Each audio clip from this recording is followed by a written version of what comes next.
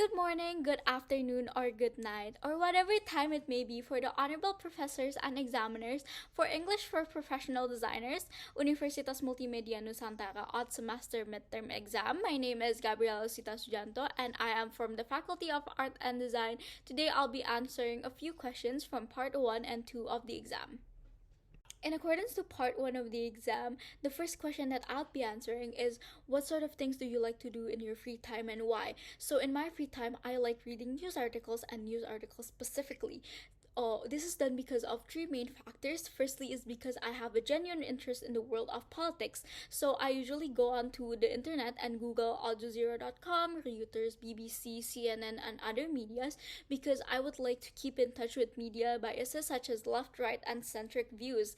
So, secondly, is because I believe it is my responsibility as a designer to keep in touch with the ever evolving world. This is done to analyze trends, culture, and skepticism so that I can engage myself in a wider international audience. Thirdly, is because I believe that reading news articles could help me improve my English because these news articles have specific vocabulary, diction, grammar.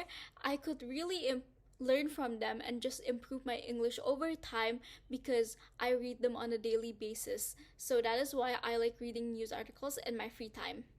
The second question that I'll be addressing is what is my favorite type of music, why, and has my taste in music evolved over the years. So, as a third semester university student with a deep appreciation for art and music, my favorite types of music has evolved over the years.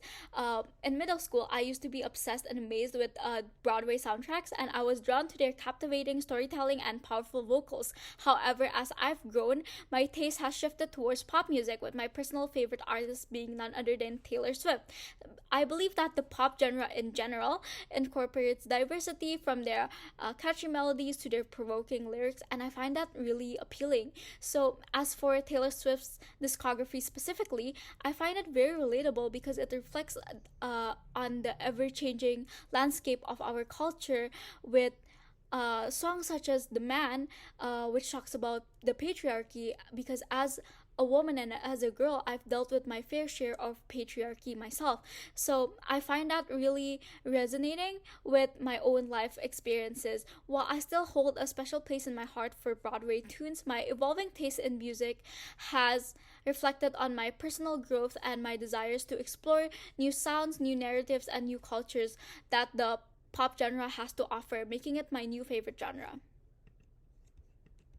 In regards to part 2 of the exam, I would be describing the first picture, which is titled Advertising in Ancient Times. So in regards to this picture, there is two main discussions to be highlighted. Firstly is in regards to the description of the picture itself, and secondly is the substance and the context relating to the advertising in ancient times and how it relates to modern day advertising. So firstly is in regards to the description of the picture itself. We can see that the picture itself is made using a traditional technique, which is a watercolor painting, and we can tell by the water splotches that are that can be seen throughout the background of the image itself, in the trees and in the houses within the picture. So the picture itself is in a marketplace setting where there are merchants and people to be highlighted in the setting. So we can see that the colors used in this picture are mostly muted for the background, in the sense that the houses are using more of gray tones and gray to yellow tones in the color spectrum. So when we look at the people, it is obvious that the people are the point of interest of this picture because the people themselves are using really vibrant clothing such as the colors orange and green to highlight their presence in this picture. So we can see that there are a lot of elements that describe advertising in this picture. For example, the marketplace setting itself, which is described by the merchants that are available on the left and right sides of the streets, and we can see that there are women carrying baskets and men carrying their animals that are to be sold. So we can tell that this is revolving around advertising in ancient times, which are using more rudimentary aspects such as communicating with their customers physically and just using word of mouth in general. So this is how advertising was in ancient times, and how did that advertising came to be? So advertising was created back when politicians in Pompeii and ancient Arabia developed campaign displays, while Egyptians created wall posters and commercial messages on papyrus, and these are done traditionally by paint and by rocks and paper and other things such as that. So up until the middle of the 18,000s, the distinction between fine art, advertising, and graphic design were frequently muddled. So that is how it came to be evolved in towards today's modern society, in the sense that it used to be heavily related towards traditional art such as posters, paints, utilizing papers and stone, but now it has evolved towards the modern technology, utilizing those aspects and utilizing tools and media such as social media and tools such as Photoshop and Illustrator such as that. So that is how advertising came to be from ancient times until the modern day. Hi, I'm Alicia. I chose UMN for my bachelor's degree because it's near my house, and their VCD major is considered as one of the best. Usually, it took 15 to 20 minutes from my house. At first, my mom still considered if I should choose UMN over Binus, since UMN is a new university compared to Binus. But I ended up making her agree and believe that UMN's VCD major is good. I chose VCD simply because I have a passion for drawing and design. I was self-taught and everyone kept telling me that my drawings are so good. Other than that, I'm the type of person who likes to draw or design many things, and VCD major suits me best. I usually do my hobbies in my free time, and I have several hobbies that are my passion, like drawing, playing mobile games, and watching movies or series. If I have a full day or half day of free time, I will draw a portrait because it helps me to improve my technique. I actually could play mobile games for hours if there's my friend who wants to play too. Although it might seem kind of boring if it's done repeatedly, but watching movies or series will help. And my favorite genre is romance. Thank you. There's various techniques used by graphic designers. In that picture, the designer used alcohol-based markers, pencils, and watercolors. He's trying to improve his traditional technique, coloring and sketching in a traditional way using pencils and others are more complicated than digital. As you can see, he sketched the logo using pencil first and then he colors it using alcohol-based markers and watercolors. Alcohol-based markers are loved by designers because it can blend really well. Watercolors technique are kind of complicated if he never used it before. So if we look at his palette, I think that he often used watercolors. His pencil technique are smooth and neat, and it doesn't seem too sketchy. Although he is doing a traditional, but he still uses reference as seen in his monitor. Using reference like him will help to improve and let designers to explore and try new things. Based on that, I will say that he's an experimental designer. Hello everyone, now I'm going to talk about why I chose OMN as my bachelor degree and why I chose VCD as my major. So I chose OMN for my bachelor's degree because OMN is a high-end ICT university that has complete facilities, so it fits well with me, who also wants to get to know technology in this 4.0 industry. And in addition, OMN has also accreditation in various fields that prove that OMN is a good and trusted university of quality and quantity. Wayman also has a unique building form and implements a more eco-friendly, sustainable program. And I have a major in VCD because I've been interested in art, especially graphic design. I also have a great imagination and soul of creativity. So I want to learn how to put these ideas into a work with the right techniques and thinking so that the information delivered in the future can be better and more interesting. And I also want to talk what I do in my free times and why. So in my free time, I usually watch movies and play video games, and sometimes I train and enhance my graphic design skills by watching tutorial online on YouTube or Instagram, so that I could be better and good at designing, which helped me on my university assignment and also my job in the future. So I watch movies and play video games to have fun and release stress that I've got from everyday life, such as work and university activities.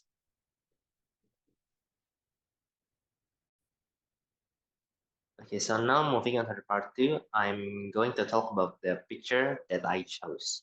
So I choose picture five. It's about types of graphic design software.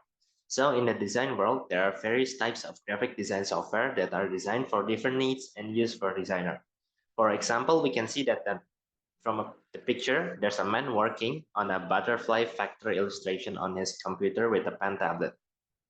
From what I can see, the software that he's using is Adobe Illustrator, and it's the right software to use for making illustration. Because Adobe Illustrator is the software to go for illustrations, logo, vector projects, and typography work. The man that we're seeing is possibly working at the office or agency because there are full set PC and also other stuff that are related to design that are usually only company use and have. He also looked like he mastered the Adobe Illustration software.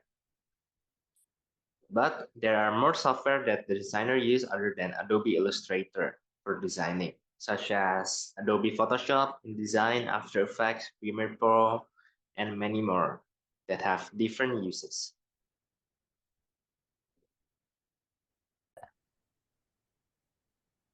Hi everyone. Hi. Hi.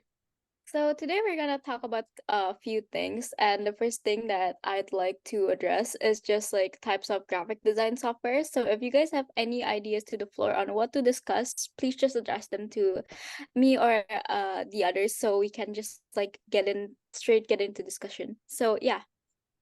Okay, so in my opinion, in the design world, depending on the project, designing can call for all types of graphic design software. Oh, you're absolutely right. Design is such a versatile field. The use of each software is different and complementary.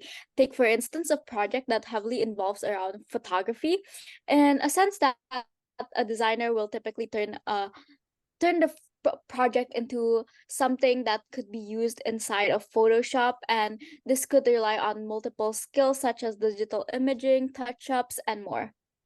Photoshop is a powerful tool for photo manipulation, and for that same photography project, Lightroom is often brought into the mix. It's fantastic for color grading, ensuring the photographs have a specific tone that aligns with the theme of the project. Yes, I cannot agree more. Lightroom's ability to fine-tune colors and contrast can truly make a project stand out. But it's not just about photography. Different design tasks often require a specific software. For example, if a designer needs original artwork like illustration, logos, vector project, and typography work, Adobe Illustrator is the go-to choice. Yeah, that's actually a great point. Illustrator is the perfect tool for creating scalable vectors, graphics, and detailed artwork. And for projects that revolve around layout, Adobe InDesign is the way to go. It offers a lot of features and tools that keep everything neat and orderly. I've always been amazed by how these software tools can drastically change the way a project looks and feels. It's all about modifying your choice to suit the specific needs of the project, isn't it? You're absolutely right. The key to successful design work is not just in the creativity and vision, but also in the skillful use of the right design software to bring that vision to life. It's like having a toolbox, and each software is a different tool designed for a specific purpose. Yeah, indeed, you're absolutely right. The more you work with these tools and understand their strengths, the better equipped you are to meet the unique demands of each project. It's an ever evolving learning process in the design world. I couldn't agree more. That's what makes the world of design so fascinating and dynamic. The constant learning and adaptation to new tools and techniques as they emerge. Indeed, and that's why designers are always in a state of learning and growth, exploring new software and pushing the boundaries of what's possible. It's a fantastic journey, and I love every moment of it. Well said, guys. The design world is full of possibilities, and it's a journey that keeps us on our toes, indeed, like pushing us to explore and create beautiful and impactful artwork. So let's just continue on to the second topic, which is designing a book cover and the nature of the book, the audience, and today's market. So, Teddy, what do you think about that? Okay, so I think designing book covers is such a fascinating and crucial part of the publishing world. The cover has to do so much to catch the customer's attention and convey important information about the book. Absolutely. It's like the book's first impression, and it should be a powerful one. Uh, and like to create a great cover, we must consider a few key factors. Like, firstly, we need to dive into the book itself. The cover itself has to reflect on the book's nature, the book's theme, genre, and overall concept. I agree. It's about capturing the essence of the book in a visual form. But we can stop there.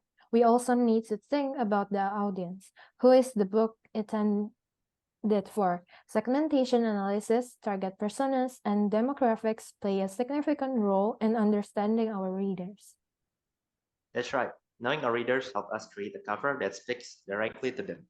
And of course, in today's market, it's vital to keep an eye on trends and competitors. We don't want a cover that unintentionally mirrors another book or goes against the latest design trends. And in this fast-paced world, avoiding like copyright restrictions is definitely a must. Analyzing the competitive landscape is crucial as well to ensure our cover stands out in a positive way, of course. In addition to all of this, as designer working on covers, we often operate on a freelance basis, which means we have a significant say in how the cover turns out. It's a big responsibility. To excel and impress clients, we must be well versed in graphic design software and possess a solid understanding of design principles. I agree. Proficiency in software like Adobe Creative Suite, for example, is essential for creating eye-catching and professional designs. And let's not forget about effective communication with printers. Factors like colors, paper quality, and other printing elements are critical to ensure the final product aligns with our vision. It's a multifaceted role being a book cover designer, but it's incredibly rewarding when you see your creation on the shelves, knowing it's not just a visual representation, but a powerful marketing tool for the book itself. It's a field that demands both creativity and technical expertise. And that's what makes it so exciting. It's not just about making something beautiful, it's about making something that sells, that resonates with readers, and that tells a story before the book is even opened. Yeah, that's definitely I definitely agree with that. Uh let's just move on to the second topic, the third topic, yeah. So the use of illustration and photos to enhance a company's image and a respectability. Like for example, towards cards, calendars, and booklets. So yeah, let's go ahead and just talk about that. Okay, so I've been reading about how important illustration is for a company's promotion and recognition. It's fascinating how illustrations and photos can enhance a company image and credibility. Absolutely, like visual elements play a significant role in making a lasting impression. Cards, calendars, and booklets are excellent examples of how illustrations and photos can be effectively used for the purpose. I couldn't agree more. Cards, for instance, are often used to extend congratulations to colleagues, clients, or partners. I find it remarkable how a colorful and well-designed card can leave such a memorable impression about a company. Yeah, that's right. It's amazing how even something as simple as a card can make a difference. I've also read that calendars are one of the most popular types of advertising printing. Adding a company logo to the design ensures that client and partners remember the brand for a long time. Yeah, absolutely. Calendars have a year-long presence in people's lives, making them a perfect medium or collateral for a brand's exposure. It's a constant reminder of the brand itself. And then there are booklets, which are incredibly efficient and widely used for advertising. They combine cost effectiveness and high information value.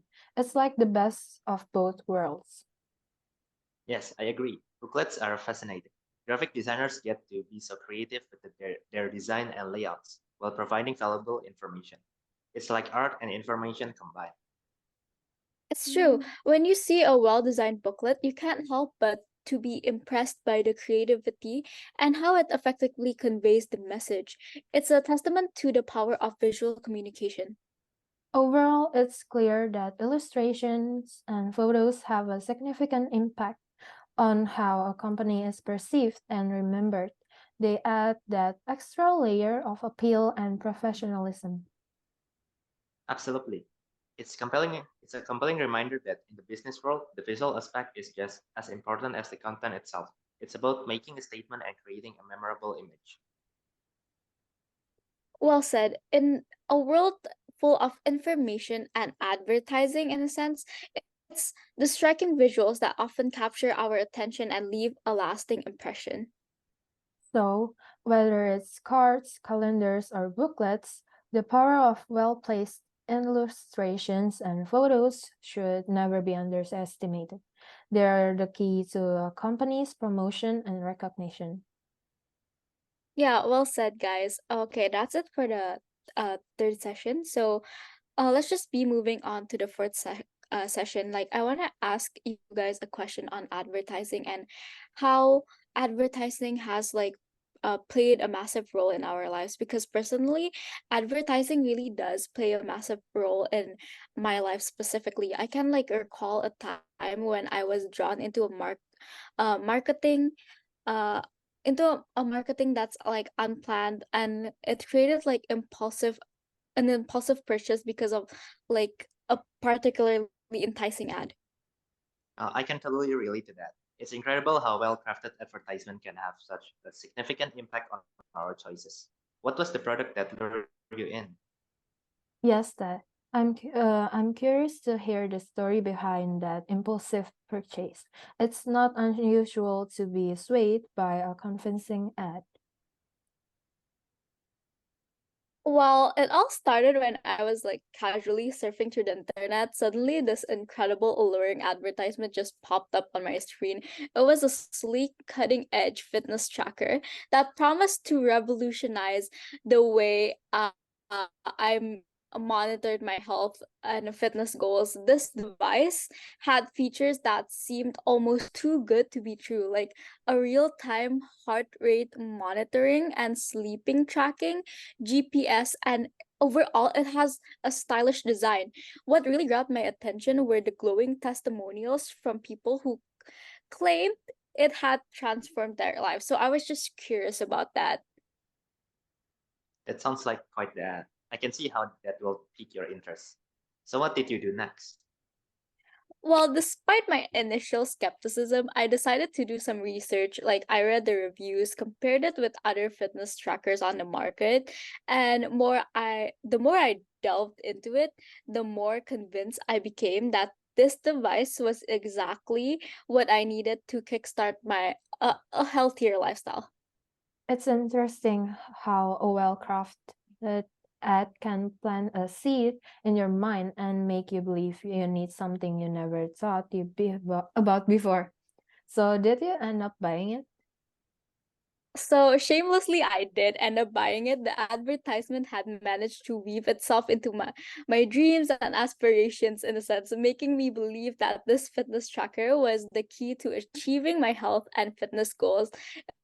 It was a bit of an impulsive decision, I might admit myself. Yeah, I think many of us have been there.